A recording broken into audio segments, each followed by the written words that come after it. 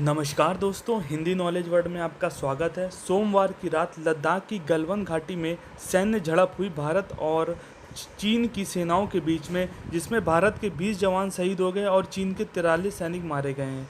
चीन ने एक बार फिर सरकारी अखबार के जरिए भारत की सरकार पर दबाव बनाने की कोशिश की है, जिसमें चीनी सरकार के मुख्य अखबार ग्लोबल टाइम्स के मुताबिक अगर एलएसी पर वास्तविक नियंत्रण रेखा पर अगर तनाव बढ़ा तो चीन के साथ पाकिस्तान और नेपाल की सेना का दबाव भी भारत को झेलना पड़ेगा।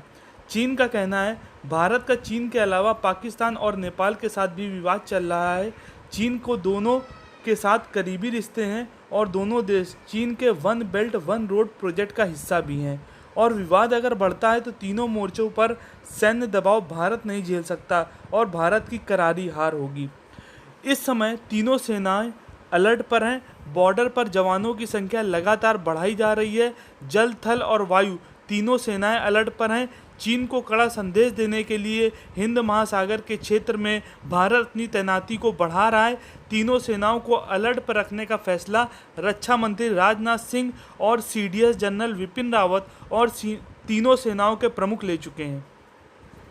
इस हिंसक झड़प पर प्रधानमंत्री नरेंद्र मोदी ने कहा, भारत शांति चाहता है और उकसाए जाने पर वह इसका विरोध करेगा और जरूर जवाब देगा।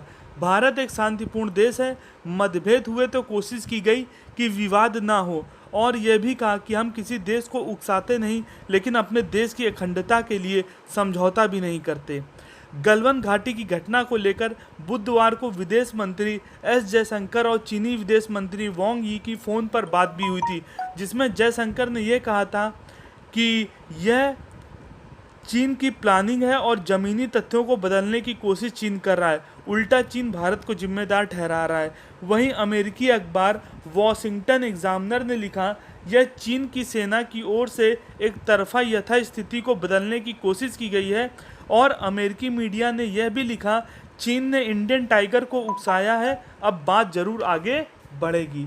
बॉर्डर पर चीन की नापाक हरकतों का जवाब तो सेना ने दे दिया है, लेकिन आर्थिक मोर्चे पर भी चीन को सबक सिखाने की पूरी तैयारी हो रही है। सरकार ने सारी टेलीकॉम कंपनियों को चीनी इक्विपमेंट का इस्तेमाल ना करने की सलाह दी है। साथ में बीएसएनएल और एमटीएनएल ने चीनी टेंडर कैंसिल करना भी शुरू कर दिया है। साथ ही प्राइवेट फ़ोन ऑपरेटर के लिए हुवाई और जेटीई जैसे चीनी ब्रांड से दूर रहने के लिए भी कहा गया है। साथ ही इन दोनों कंपनियों पर 5G डिप्लॉयमेंट से प्रतिबंधित कर दिया गया है, जिससे इन कंपनियों को लगभग 3000 करोड़ रुपए का घाटा हुआ है। उसी के साथ दिल्ली मेरठ रोड का ठेका भी चीनी कंपनियों से छीन लिया गया है। दिल्ली मेरठ रोड के बीच में regional rapid transit system RRTS बन रहा था, जिसका टेंडर चीनी कंपनियों को मिलने की रिपोर्ट थी। जब विपक्षी दलों ने इसका विरोध किया तो सरकार ने कहा अभी प्रक्रिया पूरी नहीं हो पाई है और ये कॉन्ट्रैक्ट भी चीन के हाथों से जाने की पूरी संभावनाएं दिखती हैं। रेलवे ने चीनी कंपनियों को लगभग 471 करोड़ रुपए का करार खत्म कर दिया है। 2016 में चीनी कंपनियों ने 471 करोड़ रुपए का करार हुआ था, जिसमें कानपुर से लेकर दीनदयाल स्टेशन के बीच में सिग्नल सिस्टम लगाने का प्रस्ताव था, जिसे अब रद्द कर दिया गया है। उधर चीन के माल का विरोध चरम पर पहुंच गया है। छोटे और खुदरा व्यापारी के संगठन कन्फेडरेशन ऑफ इंडिया ट्रेडर्स ने चीनी माल का बहिष्कार करने का ऐलान किया है। 2021 में चीन को 1 लाख करोड़ रुपए का झटका देने की तैयारी है। वहीं इंडियन मोबाइल कंपनियां भी तैयार हो चुकी हैं और माइक्रोमैक्स जैसी इंडियन मोबाइल कंपनियों ने चीन की तरीके अपने उत्पादों को, अपने प्रोडक्ट्स को लॉन्च करने की तैयारी कर ली है और अगले महीने तक माइक्रोमैक्स 3 मोबाइल को भारतीय बाजार में उतारने की तैयारी में है।